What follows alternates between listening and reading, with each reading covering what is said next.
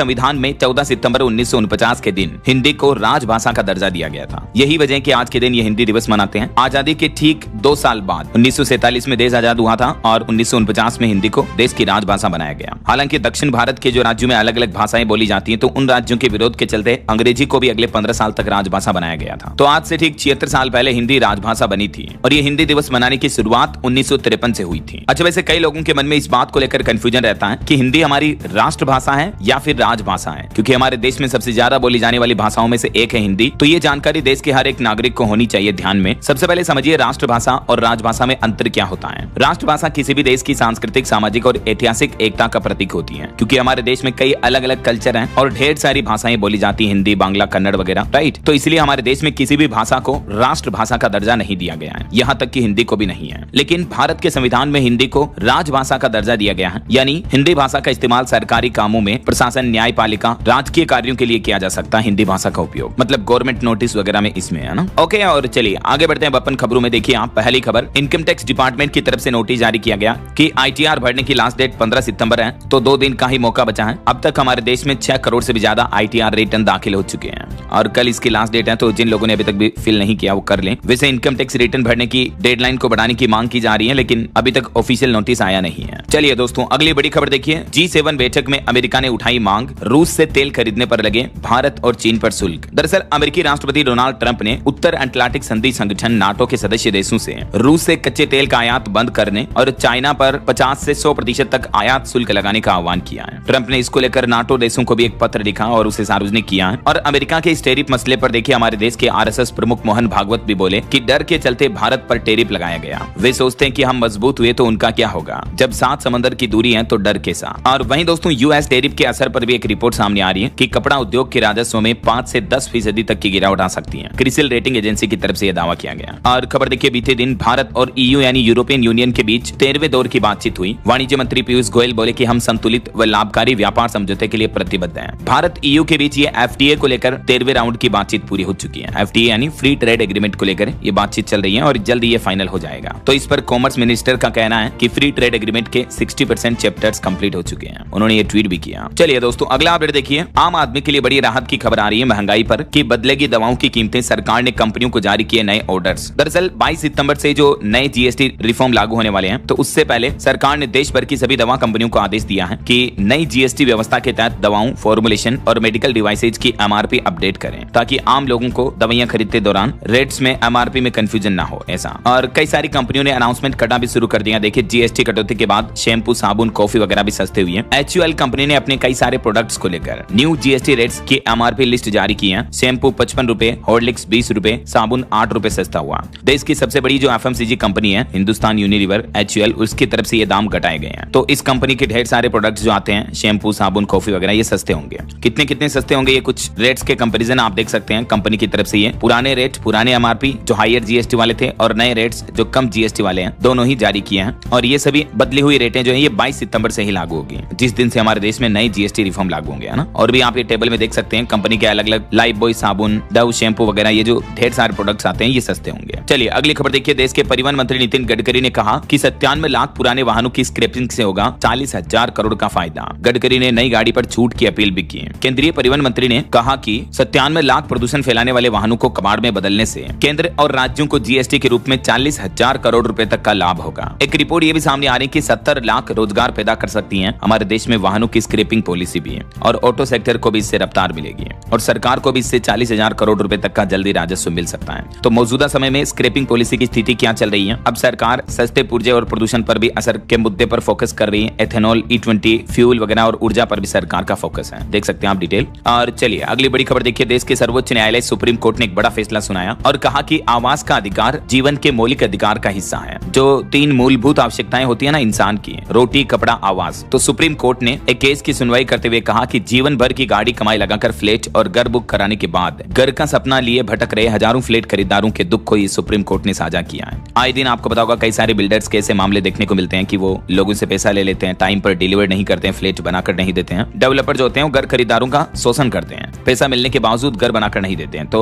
इसी केस पर सुनवाई करते हुए सुप्रीम कोर्ट ने यह बयान दिया और इस मामले पर सुप्रीम कोर्ट के जजों की पीठ ने केंद्र सरकार को भी अहम आदेश दिया। कहा कि जितनी भी ऐसे डेवलपर्स, रियल एस्टेट कंपनियां दिवालिया कार्यवाही से गुजर रही हैं, तो उन पर सरकार कार्रवाई करें और ऐसे मसलों को सोल्व करने का जल्द से जल्द प्लान करें ऐसा। और वहीं देखिए दिल्ली हाईकोर्ट ने भी एक अहम फैसला सुनाया, दादा दादी की प्रॉपर्टी पर माता पिता के जीवित रहते पोते पोतियों का अधिकार नहीं है। दिल्ली हाईकोर्ट ने यह स्पष्ट कर दिया कि माता पिता के जीवित रहते हुए कोई भी पोता पोती अपने ग्रैंडफादर ग्रैंडमदर दादा दादी की संपत्ति में हिस्सेदारी का दावा नहीं कर सकते हैं। अदालत ने केस की सुनवाई करते हुए कृतिका जैन की याचिका खारिज करते हुए कहा कि उनका दावा कानूनी रूप से मान्य नहीं है, वैध नहीं है। अदालत ने यह भी स्पष्ट किया कि हिंदू उत्तराधिकार अधिनियम 1956 के मुताबिक संपत्ति पर अधिकार सिर्फ माता पिता का होता है और यह निर्णय समाज में व्याप्त भ्रांतियों को भी दूर करता है। एक दादा की संपत्ति के हिस्से में पोती ने दावा किया था, तो उस केस पर सुनवाई करते हुए सुप्रीम कोर्ट ने दिल्ली हाईकोर्ट ने यह महत्वपूर्ण फैसला सुनाया ना। और यूपी इलाहाबाद हाईकोर्ट का भी एक बड़ा फैसला देखिए कि प्रेम संबंध में अगर लड़का लड़की के बीच सहमति से शारीरिक संबंध बनते हैं तो उन्हें दुष्कर्म नहीं माना जा सकता है, क्योंकि आए दिन कई बार ऐसी लड़कियां महिलाएं दुष्कर्म के आरोप लगाती हैं। पहले तो सहमति से संबंध बनाती हैं, उसके बाद रेप वगैरह के केस लगा देती है। तो एक ऐसे ही केस की सुनवाई करते हुए इलाहाबाद हाईकोर्ट ने महिला की याचिका को भी खारिज कर दिया। चलिए अगला अपडेट देखिए, टेक न्यूज से खबर आ रही है, आईफोन 17 प्रो और प्रो मैक्स की बुकिंग खुलते ही शॉर्टेज आ गई। रिटेलर्स बोले कि एक सप्ताह तक रुकना पड़ सकता है क्योंकि कंपनी के टॉप मॉडल्स की सप्लाई कम हो रही है। वैसे आईफोन के 17 सीरीज के सभी मॉडल्स की प्री बुकिंग तो शुरू हो चुकी है, टोकन मनी 2000 देकर आप बुकिंग करवा सकते हैं। चलिए अगला अपडेट देखिए, एशिया कप 2025 के शेड्यूल का ऐलान हो चुका है। आज 14 सितंबर को पाकिस्तान से भिड़ेगा भारत और इस बार रणनीति बनाई जा रही है कि भारत पाकिस्तान मैच देखने के लिए दुबई नहीं जाएंगे बीसीसीआई के ज्यादातर अफसर भी हैं। जम्मू पहलगाम में मारे गए शुभम की पत्नी बोली कि बॉयकॉट करें इस मैच का। अरविंद केजरीवाल ने भी धमकी देते हुए कहा कि मैच न दिखाया जाए। एशिया कप में आज रविवार को दुबई में ये भारत पाकिस्तान के बीच मुकाबला होना है और इस मैच से पहले कई जगहों पर विरोध भी देखने को मिल रहा है। दिल्ली में आम आदमी पार्टी ने पाकिस्तानी प्लेयर का पुतला जलाकर ये भारत पाकिस्तान मैच का विरोध भी किया, देख सकते हैं आप तस्वीरें। वहीं महाराष्ट्र में उद्धव ठाकरे ने भी कहा कि हम आज 14 सितंबर को पूरे महाराष्ट्र में विरोध प्रदर्शन करेंगे। महिला कार्यकर्ता सिंदूर रक्षा अभियान या माइजा कुंकुमाजा देश के तहत सड़कों पर उतरेगी। अरविंद केजरीवाल ने कहा कि ये देश के साथ धोखा है। लखनऊ विश्वविद्यालय में भी छात्रों ने बीसीसीआई का पुतला फूंककर भारत पाकिस्तान मैच का विरोध किया। और इस बीच केंद्रीय मंत्री अनुराग ठाकुर ने कहा कि अंतर्राष्ट्रीय मंच पर मैच नहीं खेला जाए तो दूसरी टीम को अंक मिल जाएंगे, लेकिन पाकिस्तान से द्विपक्षीय टूर्नामेंट नहीं खेला जाएगा। देखिए उत्तर प्रदेश की ऐश्वर्या भी हाथ जोड़कर बोली कि भारत पाकिस्तान मैच न देखें, बीसीसीआई को 26 शहादत की कोई वैल्यू नहीं है, क्योंकि जम्मू पहलगाम के हमले में आतंकियों ने इनके भी पति को मार दिया था।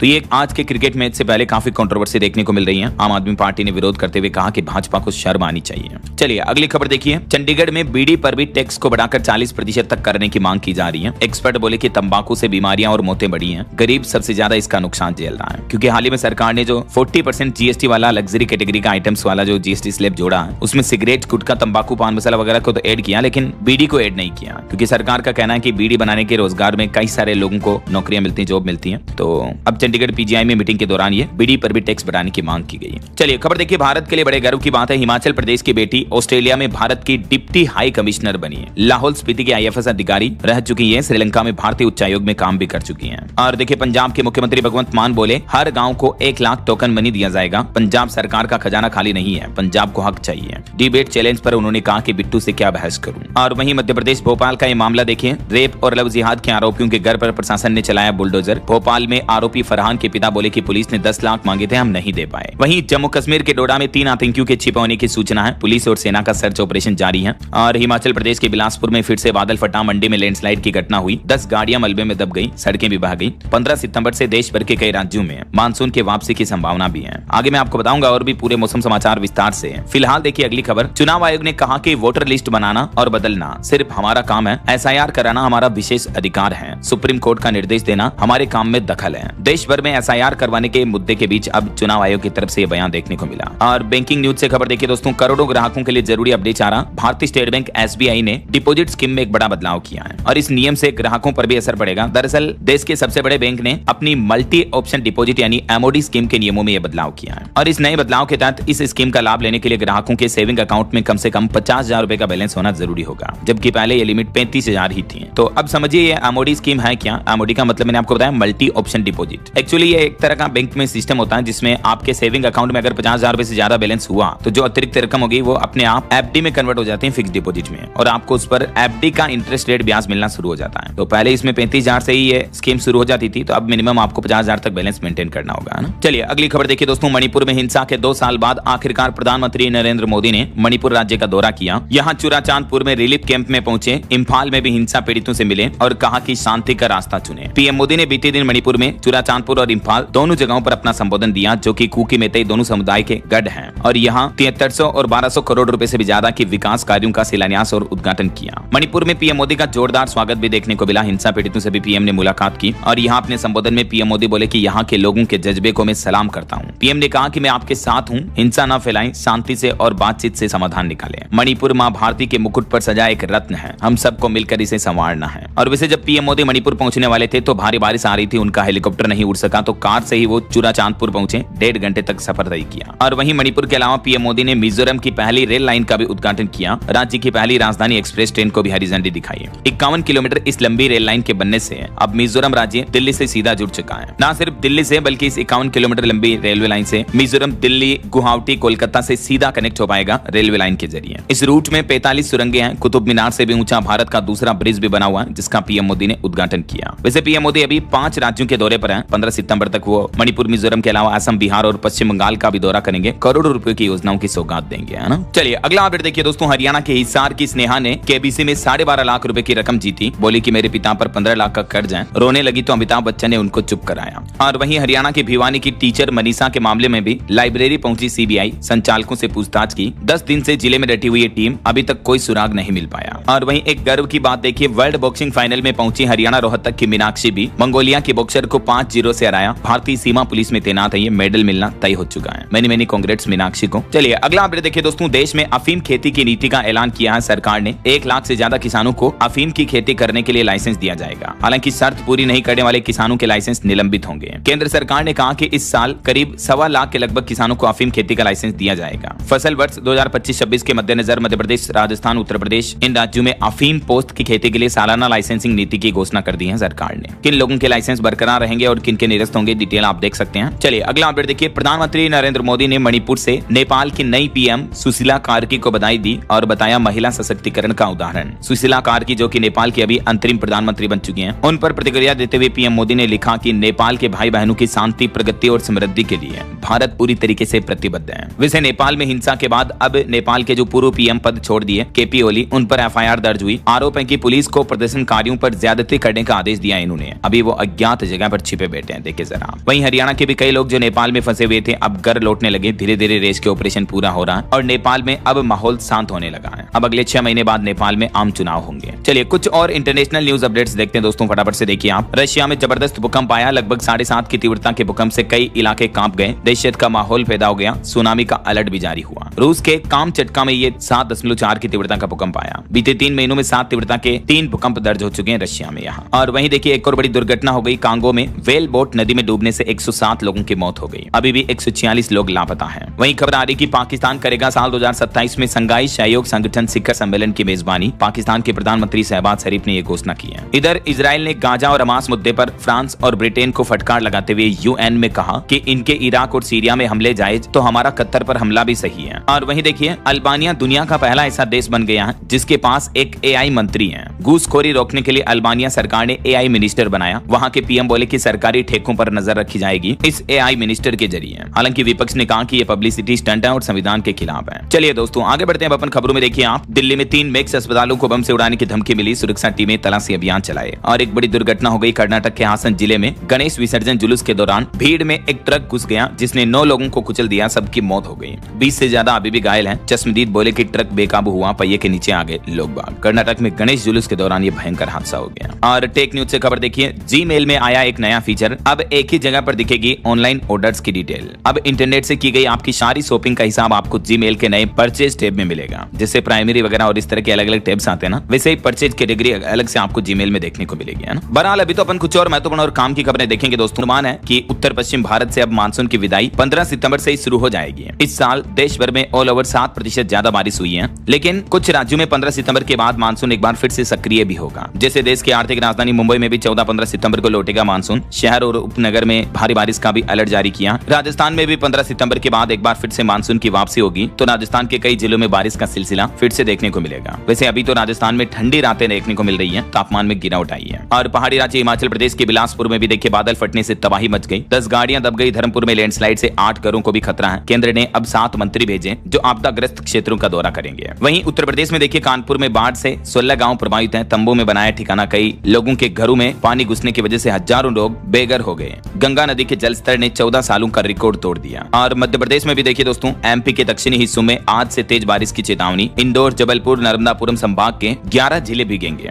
भोपाल में मौसम खुला रहेगा, लेकिन ट्रफ और साइक्लोनिक सर्कुलेशन सिस्टम की वजह से 14-15 सितंबर से मध्य प्रदेश में तेज बारिश का दौर फिर से शुरू हो सकता है। हरियाणा में भी आज 8 जिलों में बारिश के आसार रहेंगे। पंचकुला समेत 4 जिलों में येलो अलर्ट है। 14 जिलों में मौसम साफ रहेगा, लेकिन 16 तारीख के बाद हरियाणा में भी मानसून फिर से सक्रिय होगा। और पंजाब के मानसून पर भी खबर आ रही है। आज हल्की फुल्की बारिश का अलर्ट रहेगा। तापमान में गिरावट हो रही है। जल स्तर घटा। बाढ़ से अब राहत की ओर बढ़ रहा प्रदेश। बांधों की मरम्मत का कार्य भी तेज हुआ। इधर बिहार के मानसून की स्थितियां देखिए। पटना, गोपालगंज, किशनगंज में तेज बारिश देखने को मिली। वैशाली में बाढ़ आई हुई है। नाव नहीं मिलने से एक प्रेग्नेंट महिला की भी मौत हो गई। और बिहार में 18 सितंबर तक हेवी रेन जारी रहने की चेतावनी जारी हुई है। उत्तर प्रदेश में भी 6 मकान, 5 दुकानें गंगा नदी में समा गई। वाराणसी में तेज बारिश हुई। सड़कों पर भी 3-3 फीट तक पानी भरा। और उत्तराखंड में भी देखिए वैज्ञानिकों की चेतावनी आ रही कि 13 खतरनाक ग्लेशियर बड़ा खतरा बने हुए हैं। भविष्य में तबाही ना मचे, इसके लिए यूसेक और भारतीय अंतरिक्ष एजेंसी इसरो ने मिलकर एक नया प्लान बनाया है। ग्लेशियरों का सैटेलाइट सर्वे करेंगे। यूसेक का मतलब उत्तराखंड अंतरिक्ष उपयोग केंद्र की तरफ से इसरो के साथ मिलकर ये अध्ययन किया जाएगा। बाकी ये भारत के मानचित्र में आप देख सकते हैं अलग अलग राज्यों में मौसम का हाल कैसा रहेगा। देश भर के कई राज्यों में ऑरेंज अलर्ट की चेतावनी अगले 24 घंटों में, तो वहीं मध्य भारत के अधिकतर राज्यों में येलो अलर्ट रहेगा। ओके, और चलिए दोस्तों, मौसम के बाद अब अपन आज के सराफा बाजार पर नजर डाल लेते हैं। तो देखिए आज संडे है, मैं आपको साप्ताहिक रेट बता देता हूँ। इस सप्ताह सोना 3369 रुपए महंगा हुआ है और अभी 1,10,000 रुपए प्रति 10 ग्राम पर पहुंच चुका है। चांदी भी 4838 रुपए बढ़कर अभी 1,28,000 रुपए प्रति किलो बिक रही है। बाकी और भी अलग अलग कैरेट के हिसाब से गोल्ड का प्राइस आप देख सकते हैं स्क्रीन पर। ओके, और चलिए दोस्तों आगे बढ़ते हैं अपन खबरों में। कुछ मार्केट अपडेट्स पर नजर डालते हैं। देखिए आप, अडानी ग्रुप की इस कंपनी को बिहार में मिला बड़ा प्रोजेक्ट। हजारों लोगों को मिलेगा रोजगार। 6 महीने में 27% तक चढ़ा स्टॉक। अडानी पावर लिमिटेड को बिहार की नीतीश सरकार ने 2400 मेगावाट का बड़ा पावर प्रोजेक्ट दिया है। बिहार के मुख्यमंत्री नीतीश सरकार ने यह बड़ा निवेश किया है भागलपुर के पीरपेंथी में थर्मल पावर परियोजना के लिए। अडानी और बिहार गवर्नमेंट के बीच ये समझौता हुआ है ना। और वहीं देखिए भारतीय रिजर्व बैंक आरबीआई ने इस डिजिटल पेमेंट कंपनी पर 21 लाख रुपए का जुर्माना लगाया। फोन पे पर यह जुर्माना लगाया गया नियमों के उल्लंघन के चलते हैं। और निवेशकों के लिए अपकमिंग आईपीओ के भी अपडेट देखिए। अगले सप्ताह 5 आईपीओ खुलेंगे, 12 की होगी लिस्टिंग। चलिए आगे बढ़ते हैं खबरों में। देखिए बिहार पॉलिटिक्स से बड़ी खबर आ रही है। पीएम मोदी की मां के एआई वीडियो को लेकर अब एफआईआर दर्ज हुई। कांग्रेस के खिलाफ बीएनएस की धाराओं में केस दर्ज हुआ। ट्विटर पर अभी एक दिन पहले कांग्रेस ने पीएम मोदी और उनकी मां का एआई वीडियो पोस्ट किया था। और वहीं देश में राजनेताओं पर एक रिपोर्ट सामने आ रही कि 21% सांसद और विधायक राजनीतिक परिवारों से हैं। यूपी में सबसे ज्यादा 141 नेता हैं और महाराष्ट्र में दूसरे नंबर पर हैं इन मामलों में, यानी नेपोटिज्म। और महंगाई पर रिपोर्ट देखिए। जीएसटी सुधार से वित्त वर्ष 2026 में खुदरा महंगाई दर 3.1% पर रहने का अनुमान है। बीओबी की तरफ से रिपोर्ट में दावा किया गया। और वहीं एसबीआई की भी एक रिपोर्ट सामने आ रही है कि अगस्त में महंगाई दर 2% से ऊपर रही, तो अब अक्टूबर दिसंबर में ब्याज दरों में कटौती की उम्मीदें कम दिख रही हैं आरबीआई की रेपो रेट में कटौती को लेकर, है ना। और वहीं खबर देखिए अगले 6 महीने में चांदी की ज्वेलरी पर भी हॉलमार्किंग अनिवार्य रूप से लागू होगी। बीआईएस यानी भारतीय मानक ब्यूरो के महानिदेशक प्रमोद तिवारी ने कहा कि अभी इसका परीक्षण किया जा रहा है, लेकिन 6 महीनों में ये नियम कंपलसरी लागू हो जाएगा। और देखिए देश के व्यापारियों ने सरकार से मांग की है ई कॉमर्स कंपनियों के लिए भी एक नियामक संस्था बनाई जाए। संवाद सत्र में बोले मुंबई के व्यापारी, जैसे अमेजोन, फ्लिपकार्ट वगैरह, इनको भी कंट्रोल करने के लिए एक ऑर्गेनाइजेशन बने, ऐसा है ना। वहीं देखिए केंद्र सरकार ने ब्यूरोक्रेसी में भी बड़ा फेरबदल किया। 35 अधिकारियों को नई जिम्मेदारी दी। पवन शर्मा बने उप निर्वाचन आयुक्त। और खबर है गृह मंत्री अमित शाह एएनटीएफ प्रमुखों के राष्ट्रीय सम्मेलन का उद्घाटन करेंगे और इस दरमियान एनसीबी की वार्षिक रिपोर्ट भी जारी करेंगे। 16 सितंबर को दिल्ली में यह कार्यक्रम का आयोजन होगा। और वहीं देखिए कांग्रेस ने महाराष्ट्र सरकार को चेतावनी देते हुए कहा कि दक्षिण मुंबई जमीन सौदा रद्द करें वरना हम अदालत जाएंगे। महाराष्ट्र में मराठा ओबीसी आरक्षण विवाद पर भी खबर आ रही। संजय राउत ने फडणवीस से किया संवाद का आग्रह और ऐसे मामलों पर भी चिंता जताई। और देखिए एसआईआर चुनावी वेरिफिकेशन मुद्दे पर नजर रखने के लिए कांग्रेस तैयार कर रही 30,000 बूथ स्तरीय एजेंट। असम, पश्चिम बंगाल जैसे महत्वपूर्ण राज्यों में 2026 में जो विधानसभा चुनाव होने हैं, तो इसमें चुनाव आयोग के इस प्लान को लेकर कांग्रेस भी अपना प्लान बना रही है, रणनीति बना रही है। और नक्सलवाद पर बड़ी खबर देखिए। छत्तीसगढ़ के बीजापुर में फिर से मुठभेड़ में 16 लाख के 2 और इनामी नक्सली ढेर हुए। 303 राइफल, 12 बोर बंदूक समेत विस्फोटक सामग्री भी बरामद हुई। चलिए खबर देखिए भारतीय नौसेना को मिला दूसरा पनडुब्बी रोधी युद्धक पोत जिसका नाम है अंद्रोथ। ये अत्याधुनिक कॉम्बैट सिस्टम से लैस है। भारतीय नौसेना ने कुल 16 ऐसे पोतों का ऑर्डर दिया है, जिसमें दूसरा ये मिल चुका है। इससे इंडियन नेवी की ताकत और बढ़ेगी, है ना। और उत्तर प्रदेश में यूपी पुलिस एसआई दरोगा भर्ती पर भी बड़ा अपडेट आ रहा। फीस जमा कराने का आखिरी मौका है, कल 15 सितंबर इसकी लास्ट डेट है। मध्य प्रदेश में भी कांस्टेबल के 7,500 पदों पर बंपर भर्ती चल रही है और इसके लिए पंजीकरण यानी ऑनलाइन फॉर्म भरने की शुरुआत कल 15 सितंबर से शुरू हो जाएगी और लास्ट डेट इसकी 29 29 सितंबर तय की गई है, ठीक है ना। इस ऑफिशियल पोर्टल के माध्यम से ऑनलाइन आवेदन किया जा सकेगा। चलिए खबर देखिए, नारेडको ने भी पीएम मोदी को पत्र लिखा और 17 सितंबर को राइट टू हाउसिंग डे घोषित करने की मांग की है, क्योंकि संगठन का कहना है कि पीएम आवास योजना और सरकार के सुधारों ने देश में आवास को बुनियादी अधिकार बनाने का रास्ता खोल दिया है। इसलिए नारेडको ने ये पीएम मोदी से उनके जन्मदिन के मौके पर यह दिवस घोषित करने की मांग की है। और सुप्रीम कोर्ट ने केंद्र सरकार को भी एक निर्देश दिया, कहा कि सपनों का घर अधूरा न रह जाए। केंद्र को आवास पुनरुद्धार कोष बनाने का भी निर्देश दिया सुप्रीम कोर्ट ने। और देखिए, पांडुलिपियों को संजोने के लिए नई दिल्ली में घोषणा पत्र जारी हुआ, सुरक्षित की जाएगी डिजिटल प्रतिलिपियां भी। और खबर आ रही कि भारत साल 2027 में करेगा 5वीं कोस्ट गार्ड ग्लोबल समिट की मेजबानी, चेन्नई में होगा इसका आयोजन। और उर्वरक मुद्दे पर सभी प्रदेशों को एनएचआरसी ने एक नोटिस जारी किया, डीजीपी को निर्देश दिया कि किसानों के खिलाफ कठोर कार्रवाई न हो। एनएचआरसी यानी नेशनल ह्यूमन राइट्स कमीशन की तरफ से यह सभी राज्यों और केंद्र शासित प्रदेशों को निर्देश दिया गया, क्योंकि खाद की उर्वरक की कमी आ रही ना, तो देश में किसान भाई लोग जो विरोध करें तो उन किसानों के साथ किसी तरह का बल प्रयोग या लाठीचार्ज ना किया जाए, ऐसा। चलिए खबर देखिए दोस्तों, देश की ट्राइबल भाषाओं को समझाएगा अब एआई ऐप वाणी। इसके जरिए ट्रांसलेशन आसानी से हो पाएगा। केंद्र सरकार ने यह नया मोबाइल ऐप लॉन्च किया है। वहीं उत्तराखंड में तबाही और खराब मौसम के बाद अब आज से ही चारधाम यात्रा वापस शुरू होने जा रही। यमुनोत्री जाने वाली सड़क भी खुली रहेगी। काफी दिनों से ये चारधाम यात्रा बंद थी। चलिए खबर देखिए, इंदिरा गांधी के बाद पहली बार ऐतिहासिक फोर्ट विलियम जाएंगे पीएम मोदी। कल 15 सितंबर को संयुक्त कमांडर सम्मेलन में भी भाग लेंगे, कोलकाता के फोर्ट विलियम में। और देखिए, भारत 2027 में 5वीं कोस्ट गार्ड ग्लोबल समिट की मेजबानी करेगा। चेन्नई में इसका आयोजन होगा। दुनिया भर के 115 देश इसमें शामिल होंगे। और सहारा निवेशकों के लिए अच्छी राहत की खबर आई, साल 2026 तक उनको पैसा मिल सकेगा। सुप्रीम कोर्ट ने 5,000 करोड़ के भुगतान की मंजूरी दी। सेबी के पास जमा किए गए 24,000 करोड़ में से 5,000 करोड़ रुपए निवेशकों को लौटाया जाए, ये सुप्रीम कोर्ट ने सेबी को आदेश जारी किया।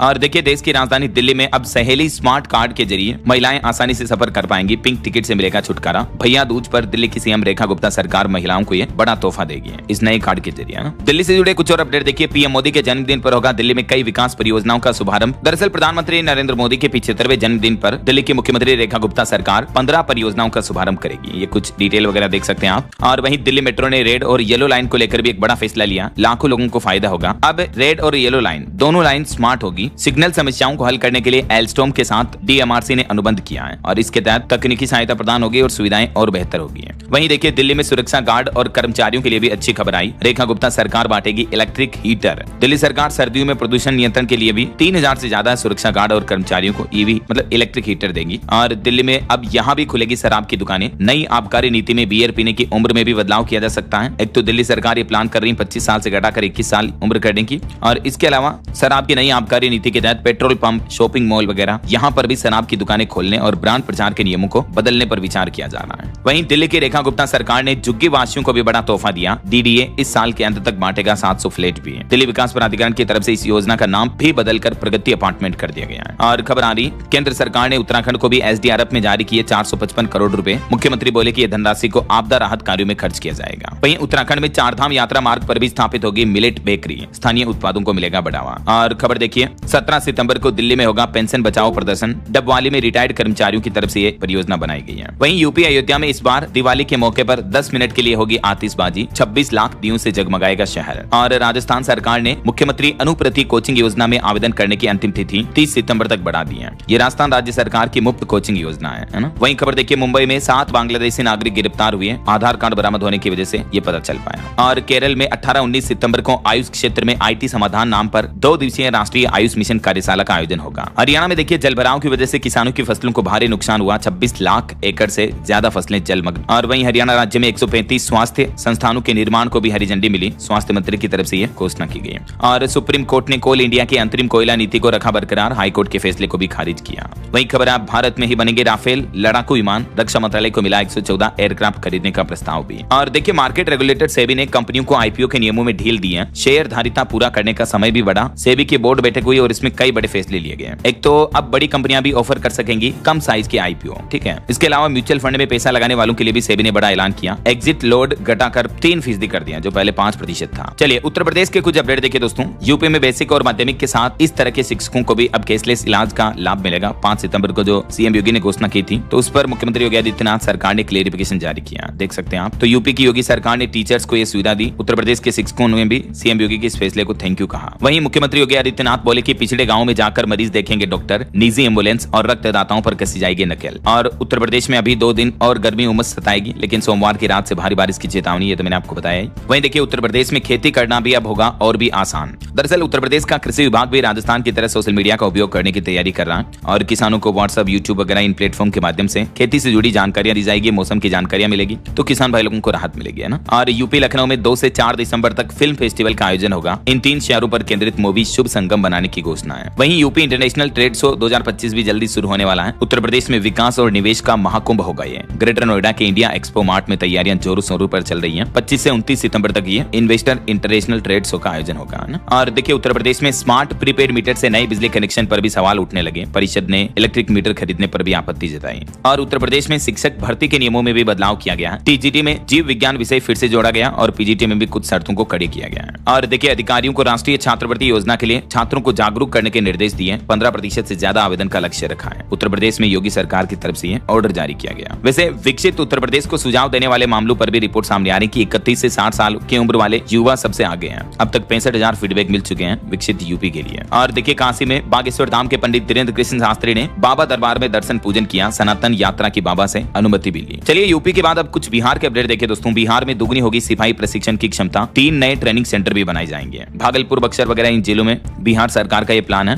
और पटना हाईकोर्ट का एक बड़ा फैसला देखिए। बिहार मद्य निषेध अधिनियम के प्रावधानों पर भी उठाए सवाल। भवन जब्ती आदेश भी पलटा। वहीं बिहार में 20 महिला किसानों को बनाया जाएगा प्राकृतिक खेती का नेतृत्व। आरा जिले में यह प्लान किया गया प्रशासन द्वारा। और जल्द ही अंतर्राष्ट्रीय हवाई अड्डा बनेगा बिहार का पूर्णिया एयरपोर्ट। पीएम मोदी के दौरे से पहले ललन सिंह ने यह बड़ा दावा किया है। 15 सितंबर को पीएम मोदी यहां इस विकास कार्य की आधारशिला रखेंगे। और देखिए नवादा के लोगों को भी नीतीश सरकार ने बड़ा तोहफा दिया। 700 करोड़ रुपए से 581 सड़कों और 11 पुलों का जीर्णोद्धार होगा। ओके, और चलिए आगे बढ़ते हैं अपन खबरों में। देखिए आप, कोलकाता में भारी सुरक्षा के बीच द बंगाल फाइल्स फिल्म का पहला शो आयोजित हुआ। गृह मंत्री ने ली व्यक्तिगत रुचि भी। और दिल्ली एम्स ने एम्स दिशा नाम से नया मोबाइल ऐप लॉन्च किया। अब मरीजों और आगंतुकों की यात्रा और भी आसान होगी। केंद्रीय स्वास्थ्य एवं परिवार कल्याण मंत्री जेपी नड्डा की तरफ से यह नए मोबाइल ऐप का शुभारंभ किया गया। और देखिए भारत ने फिलिस्तीन के 2 राज्य समाधान पर संयुक्त राष्ट्र महासभा के प्रस्ताव का भी समर्थन किया। प्रधानमंत्री नरेंद्र मोदी अभी पूर्वोत्तर भारत के 5 राज्यों के दौरे पर हैं और इस दरमियान कुल 71,000 करोड़ रुपए की परियोजनाओं का शुभारंभ करेंगे 15 सितंबर तक। मिजोरम, मणिपुर वगैरह इन राज्यों का दौरा बीते दिन कर लिया। असम, पश्चिम बंगाल, बिहार वगैरह में जाएंगे वो 15 तारीख तक, है ना। और खबर आ रही IIM अहमदाबाद ने दुबई में अपना पहला वैश्विक परिसर भी शुरू किया।